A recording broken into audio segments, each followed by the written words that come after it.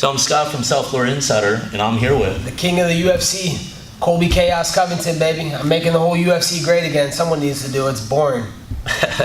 And definitely in the short term, man, you definitely have livened up everything. I mean, everybody's trying to get a piece. Does that make it hard to kind of work your way up when everybody even below you's clamoring to get that fight with you?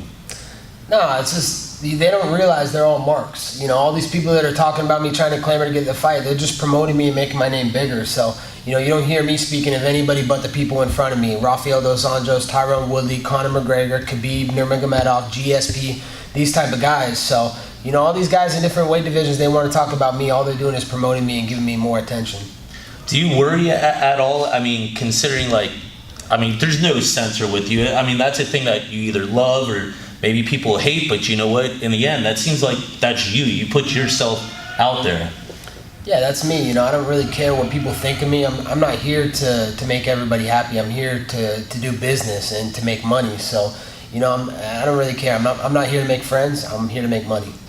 And how soon is it that you think that title shot's going to happen? Because, keep hearing everybody seems to be injured at the time of a given call-out.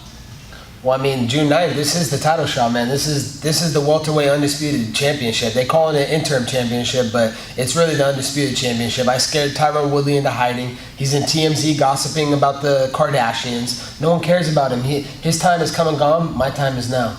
So what's your belief then, I guess, with the rankings? Is it kind of like a fake thing then? It's not really the case of, I guess, who's deserving of the title fight? It seems like there's people that are at the really low rankings. Maybe they're not even in the rankings and they found their way shooting straight up, maybe not as deserving.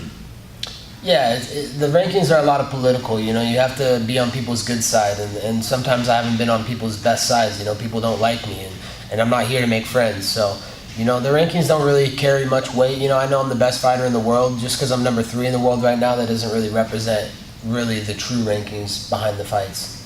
But, when you see somebody like Dos Anjos, even at a lighter weight, he's fought, all these really big names. He moved up the weight class. He's fought a lot of big names as well. A lot of people are thinking, maybe you deserve the fight, but here it is.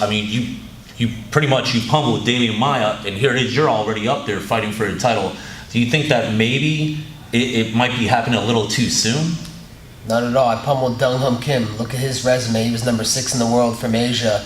From Korea. The guy beat everybody in the division. He beat everybody. Go look at that guy, Dong Hum Stun Gun's record. That guy's a killer. Crazy flying elbow knockouts. The guy's a killer, I haven't got here too soon. If anything, RDA got here too soon. He's only had 3 fights in the division. I've had 9 fights in the division. So RDA beat 3 guys on losing streaks. None of them had winning streaks. Go look at that. Lawler was on a losing streak. Neil Magny was on a losing streak. Tarek Safin. So, RDA, all these people that are clamoring and saying, oh, he's this killer at welterweight, these are the same people that are going to be saying, oh, he's a after I beat him, these are the same people that are going to be saying, oh, RDA's a washed up lightweight, he should have never been fighting at welterweight. So, it's funny how people can turn so quick after one fight. So it's definitely, too, where somebody necessarily dominates, maybe they dominate one division, but you're in a whole new stepping stone. Like you said, you've been in this weight class for a much longer period of time than RDA too. Yeah, I've proven at myself at this weight class. I haven't lost any rounds at this weight class. He's been fighting at 155, and then he comes up to this weight class and he handpicks opponents. We were supposed to fight a year ago in Singapore, and he turned me down. And the UFC's like, okay, you're gonna turn Colby down? All right, we're gonna put you on the lower on the card, and then we're gonna give Colby a bigger fight. I fought the number 6 guy, and he ended up fighting the number 14 guy. So he's been ducking me for a while. He doesn't want to fight me. The only reason he's fighting me is because they had to sweeten the pot and give him some pay-per-view money for this fight. But, everybody knows I'm the king of Brazil. And on June 9th, I will reign supreme and get my belt around my waist. Is there any animosity? Considering American Top Team, we got a lot of Brazilians in the house here. And definitely stepping on some shoes, I got to imagine. But so what's kind of the take here with American Top Team and these Brazilians? Yeah, it's part of the business. If you don't understand what I'm trying to do, then that's not my problem. That's yours. There is a lot of animosity in the gym, but it's no hard feelings for me. I don't really care about these people. They're also snowflakes, and they're sensitive people. And this is cage fighting, man. We're not doing rocket science. We're not we're not curing world peace. We're going in there to take people's brain cells. So if you have a problem with the way I'm going about my business to make more money, then that's your problem. That's not my problem. So even if you got a teammate that might maybe holding the belt, Woodley, like you said, I mean, is it one of those that's like, yeah, we're teammates here, maybe by name, but come that time, that belt is mine. Yeah, 100%. This isn't a team sport. This is an individual sport. I represent American Top Team, but me and Tyron Woodley have trained together. I've left him unconscious a couple times. There's a reason he doesn't want to fight me, and he's ducking me right now. He waited a long time after the Damian Maia fight to get a surgery, and now the fans realize why he waited that long, because he doesn't want to fight me. He knew I was next in line after I beat Damian Maia, the same guy he fought last, and this is an individual sport. So Tyron Woodley knows I'm coming for him, and he knows his time is come and gone, and my time is now. Do you ever think though, with all these big people that cancel these fights, it's seemingly the last second? I mean, that's the fighting business. Do you ever get to that point though while watching it that's like, dude, I'll fight on one leg, put me there? When you see stuff like Ferguson, Habib 4 times, and you got Dana's like, I never want to schedule that fight again. But in essence, I mean, like, these are your top guys in that division. Yeah, it's crazy, man. It's just some of these guys that, I've never pulled out of a fight, or I've been to every single fight I've signed. I've showed up with fractured ribs. I had 1 loss in my record. I showed up with a fractured rib, and I learned from that. But I've shown up with torn MCLs in my knee, broken feet, messed up ligaments in my hand, But I always show up to fight, and that's why the UFC knows I'm good for business, because they can count on me to show up on fight night.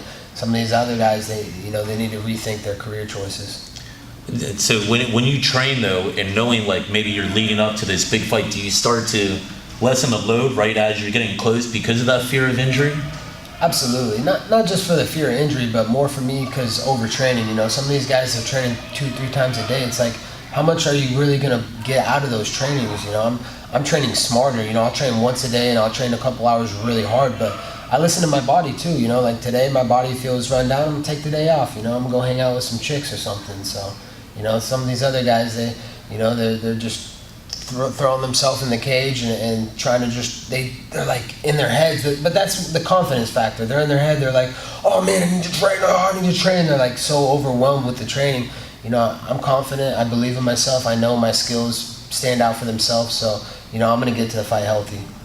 So, and I know you've probably heard this 100 times, weighing between confidence, cockiness, any of that, it's got to be familiar territory, but it's also got to be, you kind of have to have that brashness, especially in this fighting game. But then you also have to kind of like let loose, like you said. I mean, you're here one time training, next time you're out just having a good time. Is it really important to find that balance? Absolutely, man. Some of these guys, they forget that they're regular people, and they need to have a life. Some of these guys, they just like, all they think about is fighting, and that just weighs on your mind and it weighs on your body, and that kind of energy is not good for you. I know how to hold my energy right, and that's why I'm at where I'm at, and these guys are where they're at. So you need to be smart with your training, and you need to have balance in your life. You need to remember that you're also a human being, and you need to enjoy your life.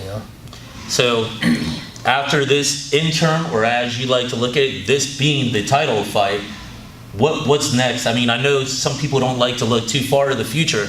I don't think you're one of those. I think you are absolutely looking to the future. Are we looking at maybe the first 3 division champion, not just 2? 100%. I'm gonna get the 3 division title. Robert Whitaker, 185. He's first on the list. He got knocked out by Choir Boy Thompson, and Stephen Thompson's not on my level. So I'm gonna go up to 85 after I get my 70 belt. I'm gonna retire him, and then I'm gonna go to 155 and look for Khabib. He's got that lightweight belt, so I'm gonna get the lightweight, welterweight, and middleweight belts. Awesome. Well, hey, I appreciate your time. Anything you'd like to add? Enjoy the show, June 9th, live on pay-per-view. The same place that Michael Jordan, the greatest of all time in basketball, the greatest of all time in fighting, is going to be at the United Center in Chicago. Watch me dunk my nuts on RDA's head and send him out of the octagon on a stretcher. I'm leaving with 10 pounds of gold, baby, back to Miami.